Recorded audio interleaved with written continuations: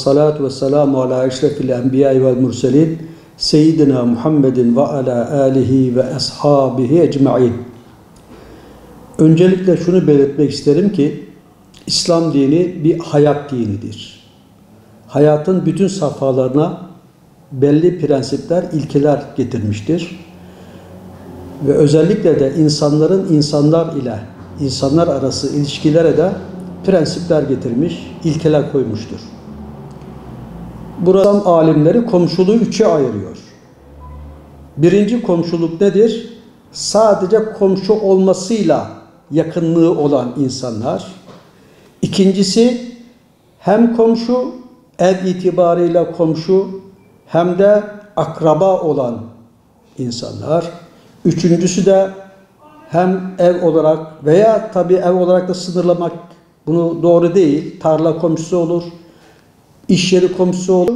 Artı akrabalık bağı var, artı İslam bağı, İslam kardeşliği var.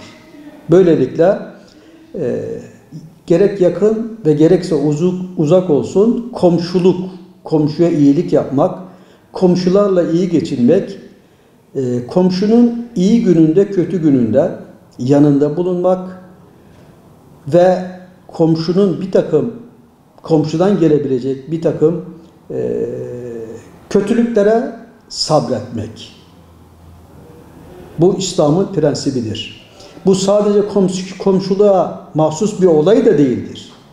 Geneldir. Cebrail bana komşulukla ilgili, komşu haklarıyla ilgili o kadar tavsiyelerde bulundu ki neredeyse komşuyu komşuya miras yapacak zannettim. Komşuluk çok önemli bu meyanda. Çünkü dediğimiz gibi bütün Müslümanlar önemli, bütün insanlar önemli ama komşuluğun ayrı bir yeri var. İlk etapta iyi günde, kötü günde kişiye ulaşacak olan komşusudur.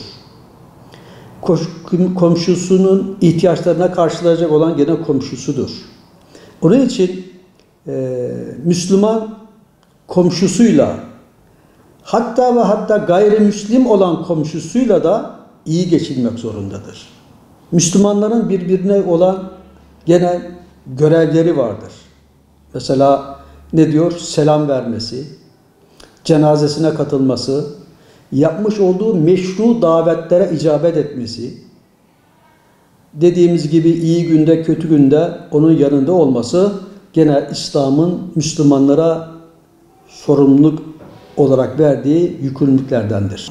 Sadece komşular değil, insanlar arasında genelleştirmek gerekirse, insanlar arasında özellikle son zamanlarda bir husumetin, kin ve nefretin zuhur ettiğini maalesef üzülerek görüyoruz.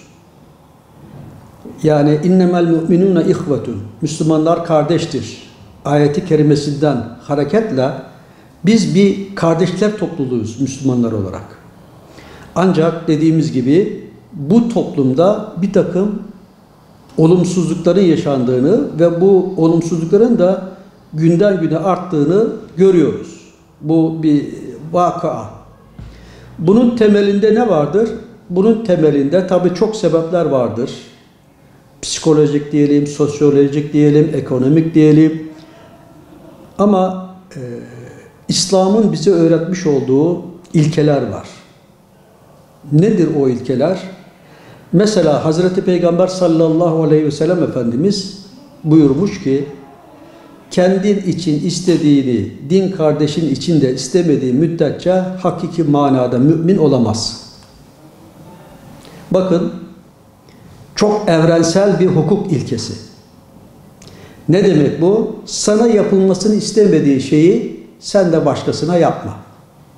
Sana yapılmasını istediğin şeyi sen de başkasına yap.